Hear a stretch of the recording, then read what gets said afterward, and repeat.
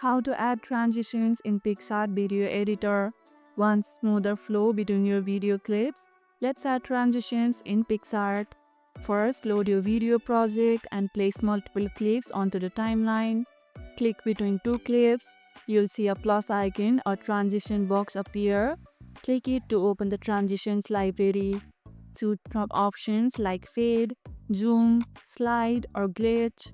Select one and adjust the duration using the slider or input field. Preview how it flows. Want a different style? Just click again and swap it out.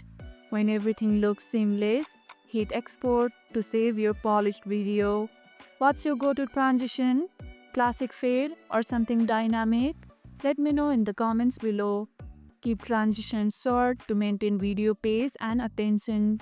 And that's how you can add transitions in Picsart. And if this video helped, hit the like button, share it, subscribe, and leave a comment. Thanks for watching, and I'll see you in the next one.